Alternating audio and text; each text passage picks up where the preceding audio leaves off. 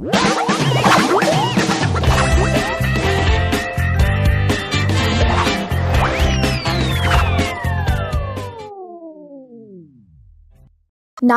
জঙ্গলে খুব সুন্দর এক নাগিনী বাস করত, যার নাম ছিল শিবান্নী। সে 100 বছর পুরনো নাগিনী ছিল। সে নাগমণির রক্ষা করত। শিবান্নী অনেক দয়ালু ও সাহসী নাগিনী ছিল।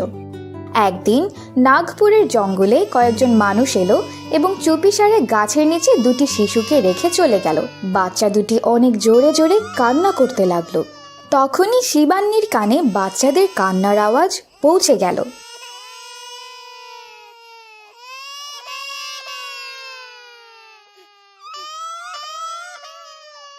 এত ঘন জঙ্গলে কার বাচ্চা কান্না করছে? গিয়ে দেখতে হবে তো। যেখান থেকে কান্নার আওয়াজ আসছিল সেখানে গিয়ে সে দেখলো বাচ্চাগুলো একদম একলা জোরে জোরে কান্না করছে। তাদের পাশে কেউ ছিল না। তখনই সেখানে একটি নাগ এসে যায়। শিবান্নী নিজের নাগিনী রূপ ধারণ করে এবং সেই নাগকে ভয় দেখিয়ে তাড়িয়ে দেয় আর বাচ্চাদের নিজের কোলে তুলে নেয়। আরে, এই দুটি তো মেয়ে বাচ্চা। আজ থেকে আমি এই দুজনকে লালন পালন করে বড় করব। এদের দেখলেই মন জুড়িয়ে যায়। শিবান্নী নিজের জাদুর মাধ্যমে বাচ্চাদের জন্য দুধের ব্যবস্থা করলো এবং তাদের যে যে জিনিস প্রয়োজন ছিল সব কিছুর ব্যবস্থা করলো। অনেক আদরের সাথে সে বাচ্চাদের দেখাশোনা করতে লাগলো আর দুজনেরই খুব সুন্দর নাম রাখলো, নয়না এবং সুনয়না। দুজনের মধ্যে সুনয়না একটু শ্যামলা ছিল, কিন্তু শিবান্নী কখনো দুজনের মধ্যে ভেদাভেদ করত না এবং খুব ভালোভাবে তাদের দেখাশোনা করত। নাগিনী শিবান্নী সব সময় তাদের খেয়াল রাখত, সব খারাপ জিনিস এবং জঙ্গলে খারাপ পশুদের হাত থেকে তাদের রক্ষা করত। দেখতে দেখতে দুটি মেয়ে নয়না এবং সুনয়না 18 বছরের হয়ে গেল। প্রত্যেক রাতে শিবান্নীকে নিজের নাগিনী রূপ ধারণ করতে হতো। সেই কারণে শিবান্নী নয়না এবং সুনয়নাকে ঘুম পাড়িয়ে জঙ্গলের দিকে চলে যেত। একদিন শিবান্নী নয়না এবং সুনয়নাকে ঘুম পাড়িয়ে জঙ্গলের দিকে রওনা দিল। তখনই নয়না এবং সুনয়না ঘুম থেকে উঠে যায়। মা আমাদের প্রতিদিন ঘুম পাড়িয়ে কোথায় চলে যায়? চলো নয়না, গিয়ে দেখি। না না, মা বকবে। আরে কিচ্ছু হবে না, চলো গিয়ে দেখি।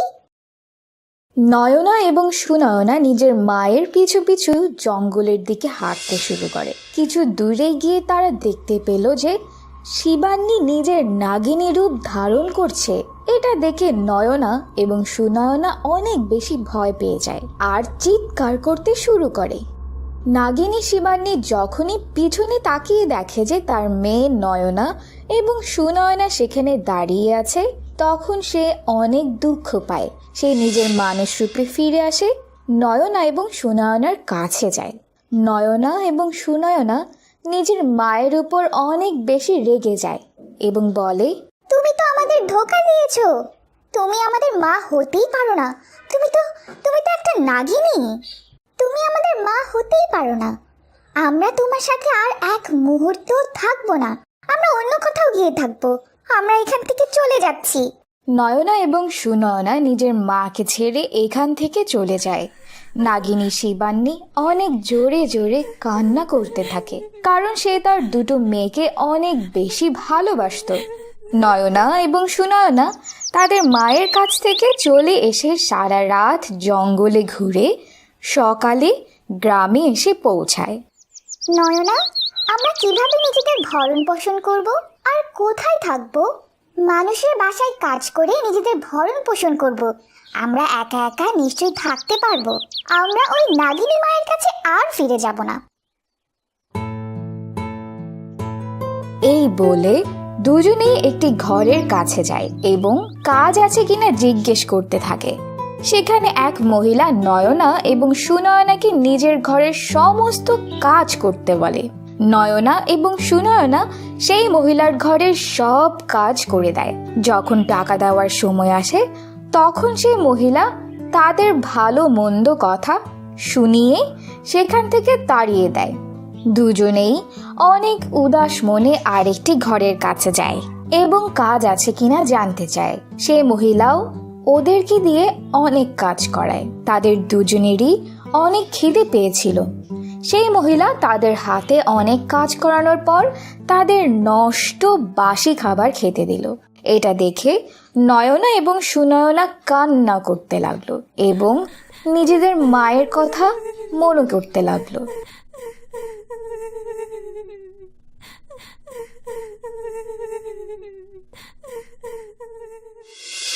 তিনি যেমনই ছিলেন আমাদের মা ছিলেন। তিনি আমাদের কত খেয়াল রাখতেন। চলো আমরা তার কাছে ফিরে যাই এবং তার কাছে ক্ষমা চাই। আমরা তার সাথে অনেক খারাপ আচরণ করেছি। তারা দুজন দৌড়াতে দৌড়াতে জঙ্গলে নিজেদের ঘরের কাছে এলো এবং দেখলো তাদের মা ঘরে ছিল না।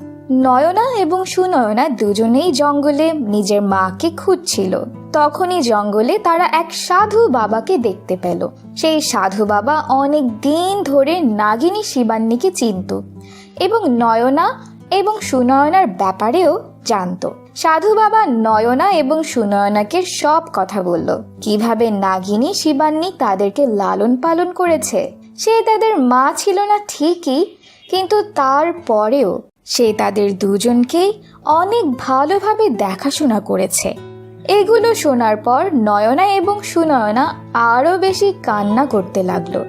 সাধু বাবা তাদেরকে শিবান্নীর খোঁজ দেয় আর বলে যে শিবান্নী পাহাড়ের দিকে গেছে। নয়না এবং সুনয়না পাহাড়ের দিকে যায় এবং যেখানে নাগিনী শিবান্নী ছিল সেখানে পৌঁছায়। তারা নাগিনী শিবান্নীর কাছে গিয়ে ক্ষমা চাইতে থাকে।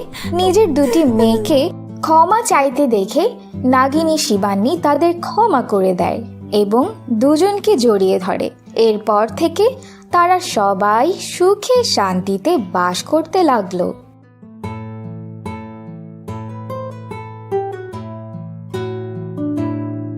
তো বন্ধুরা, ভিডিওটি ভালো লাগলে ভিডিওটিতে একটি লাইক করে দিও। আর এমন মজার মজার গল্পের ভিডিও দেখতে আমাদের ইমন স্কোয়াড চ্যানেলটি সাবস্ক্রাইব করে পাশে থাকা বেল আইকনটি অন করে রাখতে ভুলো না কিন্তু।